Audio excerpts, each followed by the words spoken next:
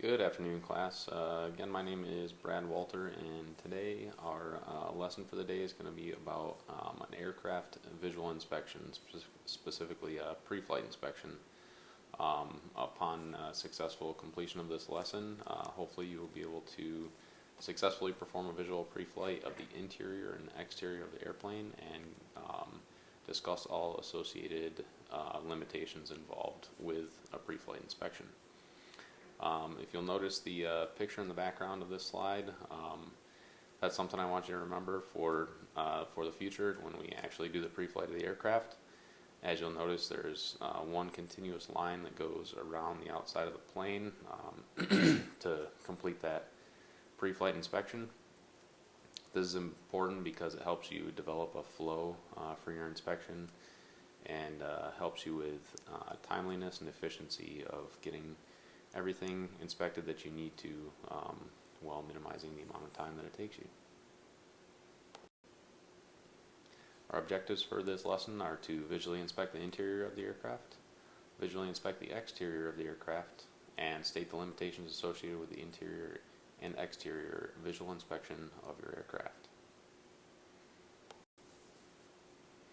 Alright, before we head out to the plane today, we are going to use our POH, Section 4 specifically for pre-flight procedures and checklist, and the Airplane Flying Handbook, Chapter 2, to discuss some of the items that are required to be checked during that visual inspection of the interior and exterior of the plane. And this will also give us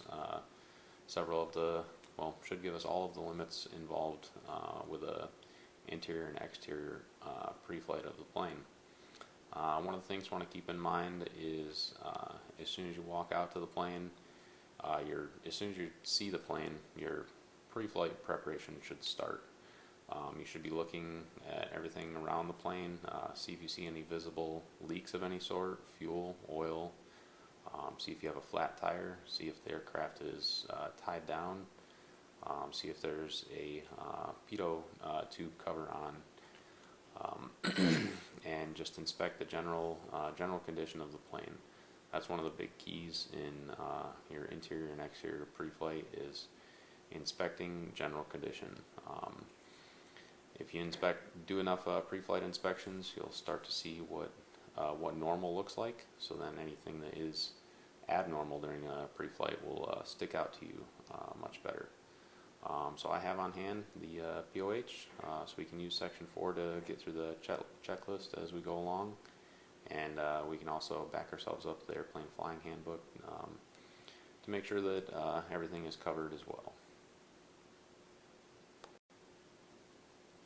Along with our POH and the Airplane Flying Handbook, we also have some other required materials that we'll need for today's pre-flight. That's the checklist that's in the POH. The POH itself, our fuel dipstick, so we can check the level of fuel. To use that properly, we're obviously going to need to know where we're going to be flying, how long we plan on flying, and how many personnel are going to be on board, so we can accurately calculate our weight and balance. So we should know ahead of time how much we're looking for, a minimum and maximum required for fuel. And then a fuel sump jar. For the sump jar, different planes can vary quite a bit on where and how many points you're going to be inspecting fuel from. But with our 172 today, we should have a total of 5 points that we're checking fuel from. So we're going to drain that fuel into the sump jar, check it, and make sure there's no contaminants in it that shouldn't be there. And then we'll dispose of that sample once we're done checking all of our sump points. Associated limits. This is also another one of our main objectives for our lesson today. We want to make sure we know all the limitations involved with our pre-flight inspection. So if you take a look at the checklist we have here, it says for oil level, and it says do not operate the aircraft with less than 4 quarts of oil showing on the dipstick.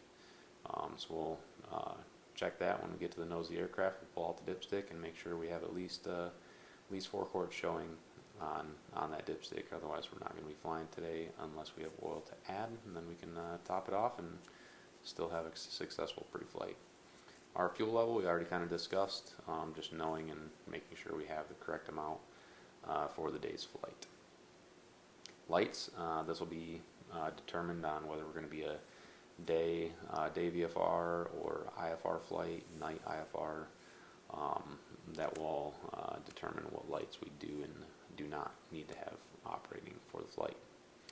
And then instrumentation on our inside pre-flight.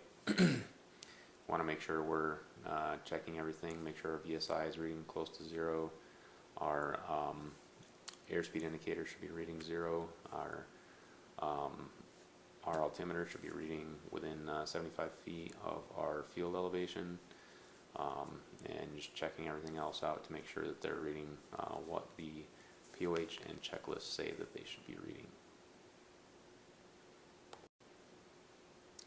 For today's lesson, we covered all the required pre-flight items in the POH and checklist and airplane flying handbook. So we discussed those in the classroom prior to going out to the plane, and then we headed out to the plane to perform an actual pre-flight on the plane.